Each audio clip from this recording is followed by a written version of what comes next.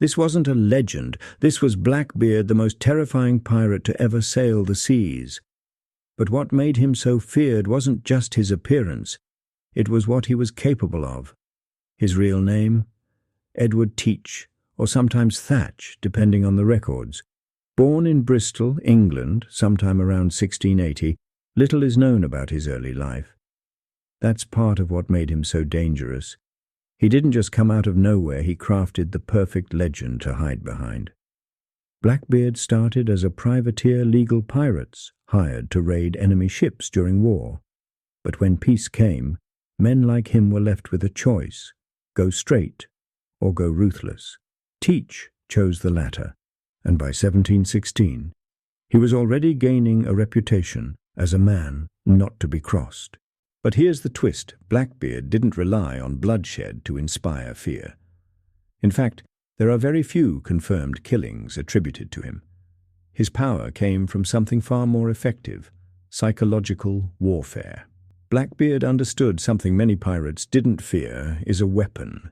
He'd board ships, looking like an actual demon, lighting fuses under his hat to create a halo of smoke, armed to the teeth with pistols, cutlasses, and daggers.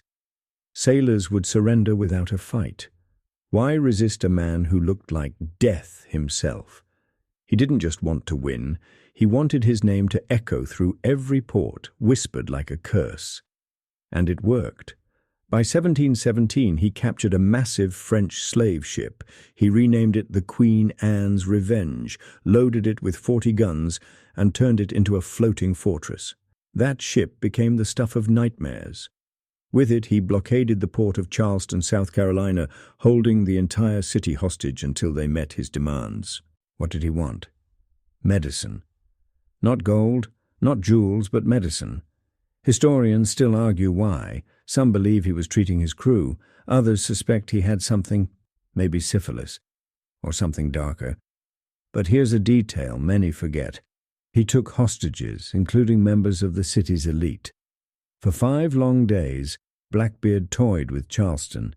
He never harmed a single hostage, but the threat hung over everyone like a blade. This wasn't random chaos, it was calculated terror.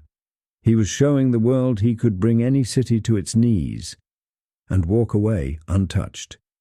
And then, just as suddenly, he vanished. But Blackbeard wasn't done.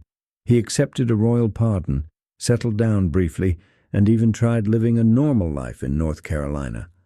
For a moment, it seemed like the demon had hung up his swords, but pirates don't retire peacefully. Rumors swirled he was still smuggling, still raiding under the radar. That was all Virginia's Governor Alexander Spotswood needed to hear. In late 1718, Spotswood sent Lieutenant Robert Maynard with a mission: find Blackbeard and end him. Maynard's force was small but deadly. They found Blackbeard anchored near Ocracoke Island, preparing for a party. Yes, a party. He was drinking with a small crew, celebrating some recent haul. Some say he was drunk, unprepared. Others say he knew they were coming and didn't care. At dawn, the battle began. Blackbeard's ship, the Adventure, clashed with Maynard's 2 vessels. But Blackbeard wasn't fazed. He mocked Maynard as they exchanged fire, shouting insults, daring them to come closer. Maynard ordered most of his men to hide below deck, tricking Blackbeard into thinking they were wounded. Blackbeard boarded with his pirates only to be ambushed. What followed was one of the most savage duels in pirate history. Blackbeard fought like a beast. He fired pistols, swung his cutlass, and shrugged off wounds like they were scratches. A sailor slashed his neck, but still he didn't fall. Another stabbed his chest. He kept coming, shot 5 times, stabbed over 20. And yet, the man wouldn't drop. He finally fell after one of Maynard's men, a Scotsman named John Gaskins, slashed his throat from behind. Still, some say Blackbeard tried to stand again.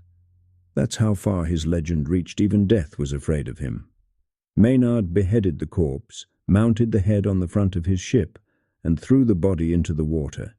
But sailors claimed the body swam around the ship 3 full times before sinking. Even more disturbing? Blackbeard's skull reportedly became a trophy used as a drinking cup, passed down through collectors and cursed objects. Some say it still exists, hidden in a private collection, whispering secrets. And then there's the treasure. Blackbeard was notoriously secretive. He told no one where he buried his riches. He spread false clues, left traps, and even threatened his own crew if they tried to snoop. No one knows where the treasure lies, or if it ever existed at all. Maybe that was the final twist.